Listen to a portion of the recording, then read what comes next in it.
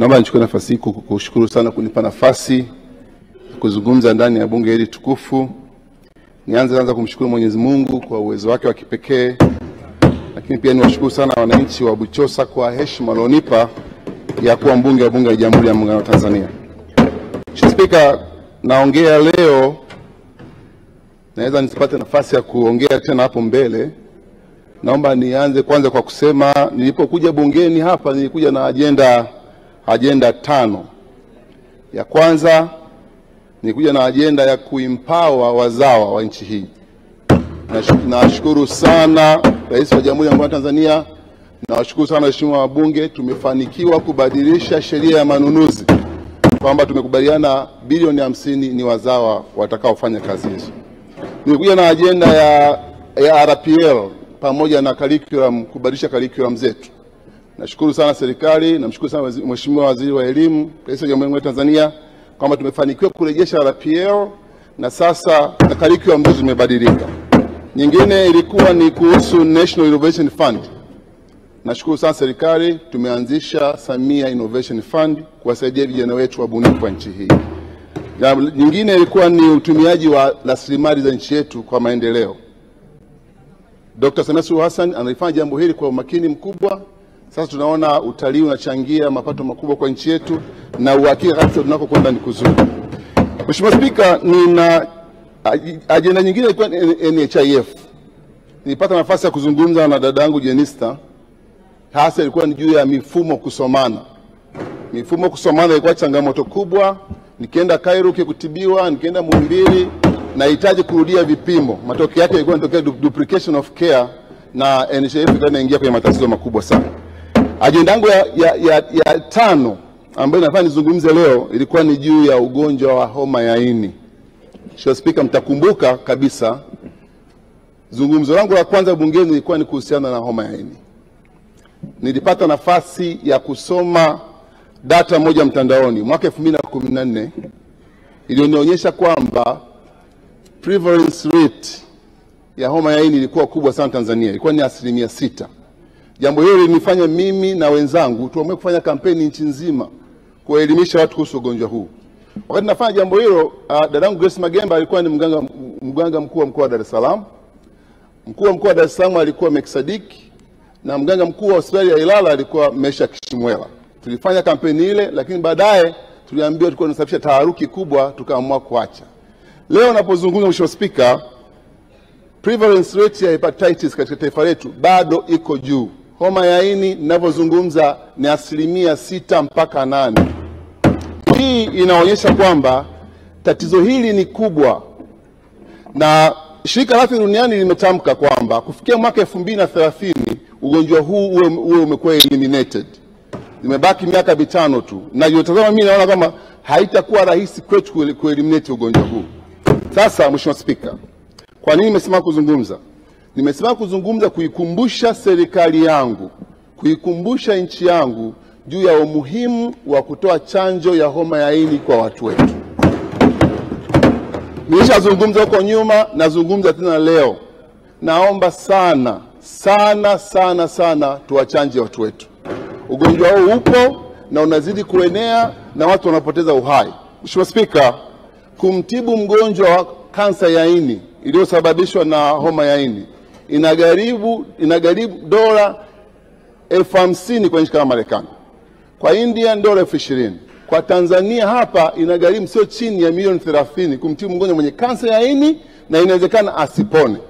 Lakini kumzuia mtu asiugue kansa ya ini inagharimu sio zaidi ya shilingi 4,000 peke yake.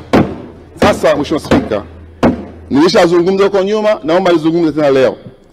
Na kwenda kugombea ubunge, nitarudi mwezi wa 11, taendelea na agenda hii mpaka mwachanje watu wetu dhidi ya ugonjwa huu.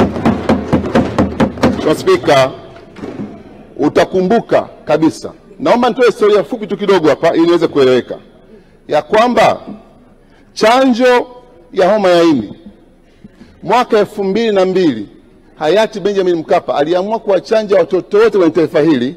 Kila mtoto anayezaliwa anachanjwa. 2002 mpaka leo 2025, ina maana ya kwamba watoto wote, vijana wote wenye umri wa miaka 25 ambao ni 70% ya watu wetu wamekisha chanjo. Sasa ninachokizungumza hapo ni nini? Na naomba nisikizwe vizuri hapo. Ili uweze kuwachanja watu wako wote, unahitaji kuchanja 90% tu ya watu. Hiyo inaitwa herd immunity. Herd immunity usanje watu wote 100%, chanja 90% peke yake. Sasa kwa data tulizonazo hapa sisi ni kwamba ukichanja watu 90% ya watu milioni 60 wa Tanzania, unatakiwa kuchanja watu milioni 54 peke yake.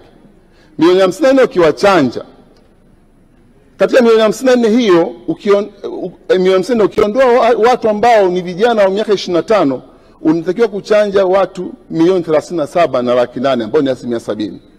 Ukitoa 54 ukatoa 37, unabaki na watu milioni 16.2 peke yake, ambao ukiwachanja hao utakuwa umechanja 90% ya Watanzania wote. Maana yake ni kwamba utakuwa umesababisha herd immunity kwenye nchi yako, utakuwa umeeliminate kabisa ugonjwa wa hepatitis katika nchi yetu. Sasa kwa nini hatuchanji? Mheshimiwa Spika, nataka niongee jambo moja ninaweza kuwasikisha watu wengi, ni kwamba ukinunua chanjo India leo ya hepatitis kutoka kiwanja cha Serum India, utanunua kwa shilingi $0.50, ambao ni sawasawa na shilingi 1,400 approximately. Chanjo moja kuinunua. Mtu anahitaji chanjo 3 ili aweze kuwa fully covered, chanjo 3. Kwa hiyo tafsiri yake ni 1,400 mara 3. 1,400 mara 3 ni kama shilingi 4,200. Mtu anachanjwa na anakuwa fully protected. Lakini kwa nini hapa Tanzania tunashindwa kuchanja watu wetu wote? Kuna mtu mmoja, Mheshimiwa Spika, ana monopoly ya chanjo ya hepatitis.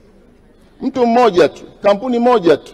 Ukienda kununua chanjo India leo kwenye kiwanja cha Serum, watakwambia chanjo hii kule Tanzania anashughulika nayo bila kwate. Kwa hiyo maana yake ni kwamba huwezi kununua mpaka uje kwa bila kwate. Huyu mtu mwenye monopoly hapa Tanzania anauza chanjo yake kwa bei kubwa, shilingi 10,000 kwa chanjo moja. Ninachokiomba mimi, Mheshimiwa Spika, nisaidiwe MSD waende moja kwa moja kiwandani, wakanunue moja kwa moja kiwandani chanjo. Mheshimiwa Spika, nimejipanga na nimejiandaa. Huyu mtu mwenye monopoly tunataka tumpeleke kwenye Fair Competition Tribunal ili aweze kuondolewa hiyo kinga ya kununua peke yake. Tusipofanya hivyo, Mheshimiwa Spika, watu wetu watazidi kuumia. Naomba sana Mheshimiwa Waziri unisikilize. Tumeongea jana kirefu sana mimi na wewe. Lengo langu hapo, Mheshimiwa Spika, ni kuprotect watu wetu. Katiba yetu inatamka wazi kwamba kazi ya kwanza ya serikali itakuwa ni uhai, ni kushughulika na ustawi wa watu wake. Tukiokoa maisha ya mtu mmoja ni faida kubwa sana kwa taifa letu. Sasa hatuwezi kuwa nchi ambayo mtu mmoja ana monopoly ya kuuza chanjo ya hepatitis katika nchi yetu, afa ameachwa endelee kufanya hivyo. Mheshimiwa mwenyekiti wa kamati, na kuomba wewe ni mzalendo katika nchi yetu, tusaidiane kwenye jambo hili. MSD wakanunua wenyewe chanjo kiwandani ili chanjo hii iwe ya bei rahisi. Hivi sasa mtu mmoja, watu wetu wanashindwa kuimudu chanjo, wanashindwa kuimudu. Chanjo moja shilingi 10,000, chanjo 3 shilingi 30. Wangapi wataweza kumudu?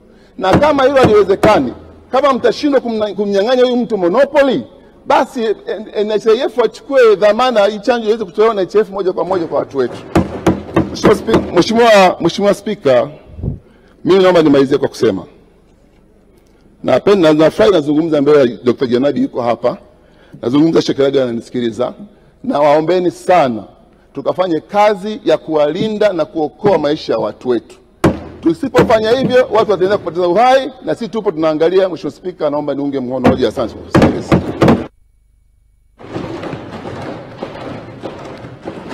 Asante sana. Mheshimiwa Deo Kasenyenda Sanga atafuatana na Mheshimiwa Condesta Michael Schall. Mimi naitwa Juma, mmiliki wa magari ya usafirishaji wa mizigo na abiria. Natumia bima PAP kwa sababu inaruhusu kuweka TIN namba yangu wakati wa kununua bima. Inafanya iwe rahisi kudai vati kutoka TRA kwa kutumia hati hiyo hiyo ya bima.